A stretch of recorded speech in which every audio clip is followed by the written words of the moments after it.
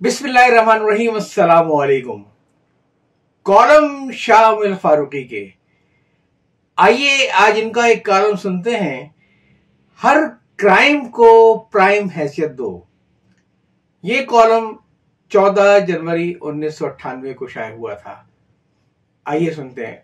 एक एडवोकेट साहब मुसल्ले पर बैठे जोर जोर से दुआ मांग रहे थे, या अल्लाह, जिसको जो चीज चाहे बना दे मगर किसी को एडवोकेट न बनाना। बल्कि सच तो ये है कि मेरे बदतरीन दुश्मन को भी कभी एडवोकेट न बनाना। कुछ देर सिसकियां भरने के बाद एडवोकेट साहब फिर यूं दुआ गो हुए कि या अल्लाह, अगर तेरी मसलहत यही है कि एडवोकेट बनाए तो उसे वो न बनाना जिसे अंग्रेजी में ब्रीफलेस लॉयर और उर्दू में बेमुवक्किला वकील कहते हैं। क्योंकि अगर किसी वकालत खाने में ऐसे बहुत से वकील इकट्ठे हो जाएं तो फिर उनका हाल बेकार गांव के बाशिंदों वाला हो जाता है।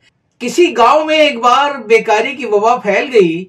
तरह तरह की कोशिशों के बावजूद किसी को कोई काम न मिला।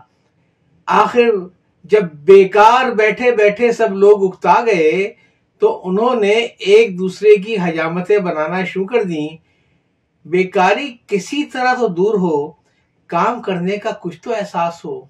बेमुवक्किला वकील भी कुछ यही करता है, यानी मुकदमा दायर करके खुद ही मुद्दई बन जाता है। मगर बेमुवक्किले वकील की ऐसी मुकदमेबाजी से उसे खुद क्या फायदा होगा, उसे फीस कौन देगा? ये तो बेजर मशक़ टेंटे वाली बात हो जाएगी। हो जाने दो, फीस नहीं मिलेगी न सही, हम पेशा लोगों के सामने फेस सेविंग तो हो जाएगी, यानी आबरू तो रह जाएगी।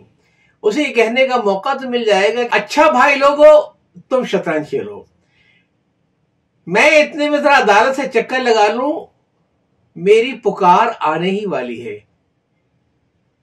किसी शहर में कोई वकील एक मुकदमा खुद ब खुद अदालत में दाखिल करके ये सोचकर मुतमईन हो गया कि चलो अब कोई बेकारी का ताना तो नहीं देगा, अब मैं एक वकलाए बेमुवक्किला कंपनी बनाऊंगा और खुद उसका मैनेजिंग डायरेक्टर यानी एमडी बन जाऊंगा।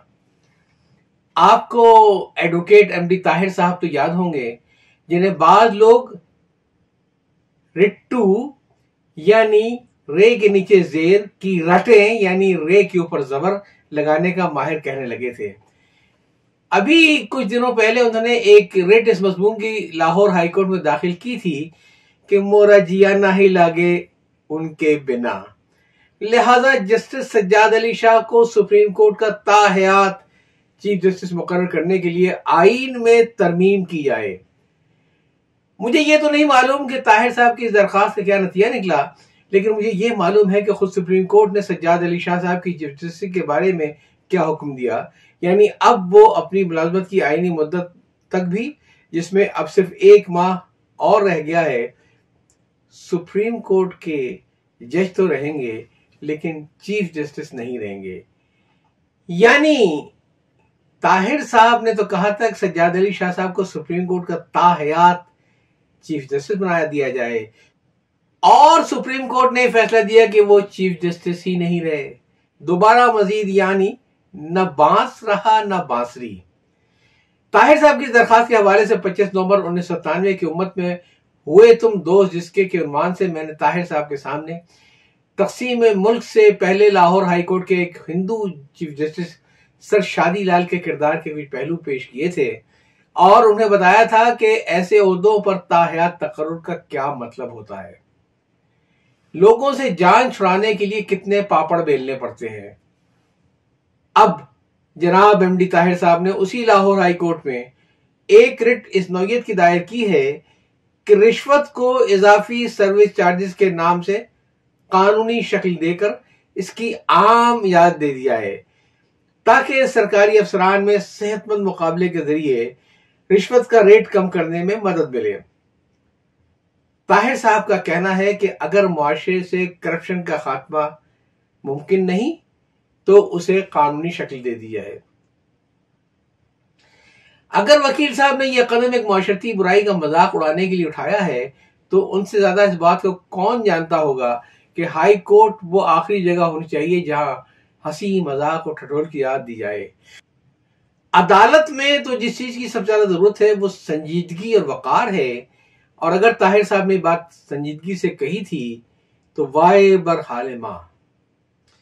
یہ عجیب تجویز ہے کہ جس برائی پر قابو نہیں پایا سکتا اسے قانونی شکل دے کر اس کا نام برائی کی جگہ بھلائی رکھ دیا جائے۔ جس گناہ کو آپ روک نہ سکیں اسے ثواب کی اصطلاح بخش دیں۔ چونکہ اب دنیا میں قتل کو یکسر روکا نہیں جا سکتا، لہذا آئندہ سے قابیل کو اپنا ہیرو اور حابیل کو زیرو قرار دیجئے۔ چوری اور ڈاکے سے حاصل ہونے والی آمدنی کا معمولی سا ٹیکس لگا کر بقیہ رقم چور اور ڈاکو ہی کو بخش دیجئے، اور لٹ جانے والوں کو رشوت خور بلکہ ایکسٹرا سروس چارجز وصول کرنے والے افسران کے رحم و کرم پر چھوڑ دیجئے۔ یہ سب کچھ کرنے کے بعد آپ جس معاشرے کی تشکیل دیں گے اسے ایک مدنی معاشرہ کون کہے گا؟ میرے نزدیک اس سے بڑا جنگلی معاشرہ اور کوئی ہو ہی نہیں سکتا۔ کرائمز کو روکنے میں ناکامی الگ بات ہے، لیکن اسے پرائم حیثیت دے کر اس کے انسداد سے یکسر ہاتھ اٹھا لینا ایک بالکل ہی الگ بات ہے۔ پھر یہ بھی سمجھ میں نہ آیا کہ طاہر صاحب کی تجویز کردہ صورتحال میں صحت مند مقابلے کا امکان کیسے پیدا ہوگا۔ مثلاً اگر کراچی میں اورنگی کا تھانے دار کسی کو حوالات میں بند کر کے اس سے 5,000 روپے رشوت طلب کرے گا تو کیا وہاں سے 15 میل دور کورنگی تھانے کا تھانے دار 3,000 روپے پر مکمکا کر کے ملزم کو حوالات سے باہر نکال دے گا؟ اگر ایک پاسپورٹ افسر کسی درخواست گزار سے 2,000 روپے طلب کر رہا ہو تو کیا کسٹم افسر اسے کہے گا کہ مجھے صرف 1,000 روپے دو، میں تمہیں پاسپورٹ جاری کر دیتا ہوں؟ صحت مند مقابلے کا ایک لطیفہ آزادی کے چند برسوں کے بعد ہندوستان کے یو پی کے حوالے سے مشہور ہوا تھا، لیکن وہ معاملہ بھی مقابلے کا نہیں بلکہ موقع کا تھا، یعنی کب کس کو موقع مل گیا۔ یو پی کے ان دنوں کے وزیر اعلیٰ کے پاس چند محکموں کے قلمدان تھے، اس میں جنگلات کا محکمہ بھی شامل تھا۔ ایک جنگل کا ٹھیکہ معمول کے مطابق دینے کا وقت آیا تو ٹھیکیدار اور وزیر اعلیٰ میں گفت و شنید شروع ہو گئی، یعنی رشوت کی رقم کتنی ہوگی۔ وزیر اعلیٰ کا مطالبہ 15 لاکھ کا تھا جبکہ ٹھیکیدار 10 لاکھ پر آمادہ تھا۔ اتفاق سے 5-6 دنوں کے لیے وزیر اعلیٰ کو یو پی سے باہر جانا پڑا۔ ان کا کام تقسیم ہوا تو جنگلات کا محکمہ جن وزیر کو ملا وہ ساری کہانی سن چکے تھے۔ انہوں نے ٹھیکیدار کو بلایا اور کہا اگر 2 دن کے اندر رقم فراہم کر دو تو ٹھیکہ میں تمہیں آدھے گھنٹے میں دلوا دوں گا۔ ٹھیکیدار راضی ہو گیا۔ وزیر نے کہا کہ 10 لاکھ روپے کی مالیت کے نئے 100 روپے کے نوٹ ایک نئی اٹیچی میں رکھ کر پرسوں میرے ہی دفتر لے آنا۔ وزیر اعلیٰ کے مخبروں کو خود بھی کہیں سے سمگن مل گئی تھی۔ انہوں نے وزیر اعلیٰ کو مطلع کیا جو بھاگم بھاگ لکھنؤ واپس آ گئے، لیکن اس وقت تک سودا مکمل ہو چکا تھا، ٹھیکے کا خط جاری ہو چکا تھا، تاہم نوٹوں کی بھری ہوئی اٹیچی ابھی وزیر کی دفتری دراز میں ہی رکھی تھی۔ وزیر اعلیٰ جو ہی کار سے اترے ان کے مخبروں نے اٹیچی کی صورتحال بتا دی۔ وزیر اعلیٰ اپنے دفتر میں جانے کے بجائے وزیر کے دفتر پہنچ گئے، سلام دعا ہوئی، کچھ رسمی بات چیت ہوئی۔ آپ کو تو پرسوں آنا تھا نا، اتنی جلدی کیسے آ گئے؟ ہاں وہ کام ختم ہو گیا وغیرہ وغیرہ۔ وزیر اعلیٰ نے برسبیل تذکرہ کہا کہ یہ اٹیچی اوپر سے تو بہت خوبصورت ہے، اندر سے کیسی ہے؟ وزیر نے کہا کوئی خاص چیز نہیں ہے، ابھی احمد آباد سے منگوائی ہے، کہیے تو آپ کے لیے بھی منگوا دوں۔ وزیر اعلیٰ نے اٹیچی اندر سے دکھانے کی فرمائش کی۔ وزیر نے فوری طور پر کنجی نہ ملنے کا عذر کیا اور پھر بات ٹالنی چاہیے۔ اب وزیر اعلیٰ نے تحکمانہ لہجے میں اصرار کیا کہ انہیں اٹیچی اندر سے دکھائی جائے۔ وزیر صاحب معاملے کی سنگینی کو بھانپ گئے۔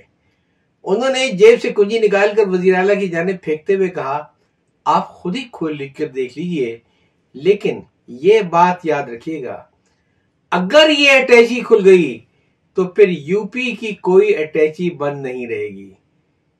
وزیر اعلیٰ نے یہ سن کر کھسیانی ہنسی ہنستے ہوئے وزیر سے کہا، آپ تو خفا ہو گئے، میں تو یوں ہی مذاق کر رہا تھا، چلیے خیر جانے دیجیے، اچھا دھنیہ واد، یعنی شکریہ۔